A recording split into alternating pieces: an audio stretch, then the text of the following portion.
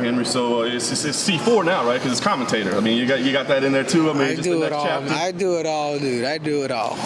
I love it. Talk about the being part of this organization and working for Khabib. I mean, what's your experience been like so far with Eagle FC? It's super cool, man. Like, people think like the Apex is like cool. Like, no, not like this is like, look at the seats, man. Like, you know what I mean? Like, it's super cool because obviously Khabib's always in attendance to these shows. You have people like Joanna come in, Kayla Harrison, a lot of like the top athletes, and everybody's just kicking it. It's almost like a club, you know what I'm saying? It's like a very secluded club because it's like invite only. So it's a cool event. Obviously, you know, the matchmaking that's done at Eagle FC is absolutely second to none. I love it. Talk about this main event. Junior Santos returning from a long time away, fighting outside the UFC for the first time. Pressure situation for him? Do you think this is a tough spot for him, that he's like got to come in and do something amazing?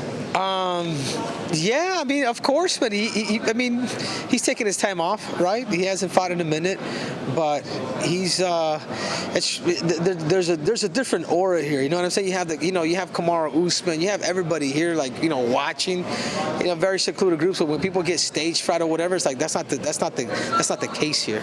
But you are fighting amongst legends, and I think Junior knows that, especially what's up for grabs with him potentially fighting Fedor Emelianenko and cross-promoting with Eagle FC and Bellator. I mean, John, I mean, that hasn't been done. This is something that we've been waiting for, and I think it's awesome that we have somebody like Khabib that's going to, you know, connect the dots with bringing the MMA world together. I love it. Co-main event, former training partners with Hector Lombard and Thiago Silva. I guess, what can you glean from that? I mean, it's been a while since they trained together, and that's training. It's not an actual fight, but I always wonder, can you take anything out of those sessions into an actual fight? Yeah, it's I actually remember back in 2010 when I went out to ATT. I was out there for a month. I was trying to figure out whether I wanted to be there or not, and I ended up leaving at that time. There's a lot of things going on, but there's one thing that I do remember is like these two guys were both the alpha males in that damn room. Like, everybody avoided them, nobody wanted to fight them, and it's ironic that now they're gonna fight each other.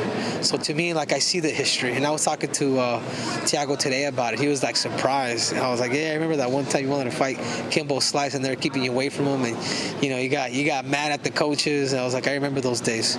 So, and then obviously Hector, like going with Hector, like Hector doesn't believe in weight classes, you know, and going with him, I was, you know, wrestling with him. I'm just like, dude, you're like, anyways. So I'm excited to see both of these guys come together and, you know, put on a show, man, especially with the size of this cage. There's no way to run. There's nowhere to hide. I love it. Talk to me about you. Have the 6 a.m. visit started coming back yet? Have they been back in these side of pools at the?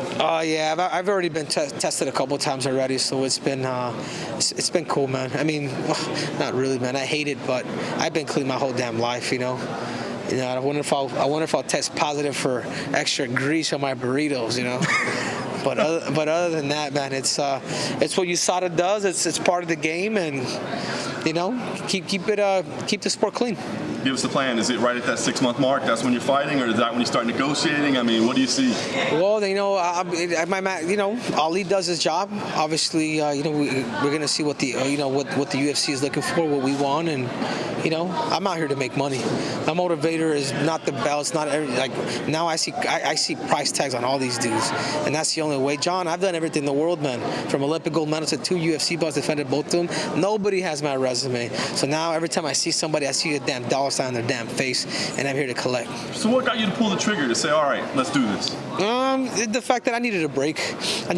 And you know, I wanted to feel that hunger once again, and I felt like the only way that I'm going to feel that hunger once again is to be motivated by freedom and money, especially being a father now. So, like I said, man, I see price tags. Like when I see Aljamain Sterling, like I see a dollar sign on his damn face. I don't even see him, nor TJ, nor any of these scrubs.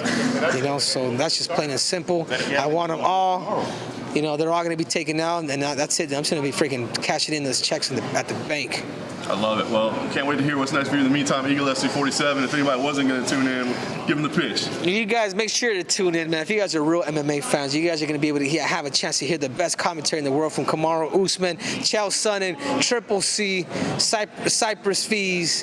I mean, and you're going to have in attendance Khabib, which he's taking the role of Dana White, even more so because he's respected by everybody, by the world. You know what I'm saying?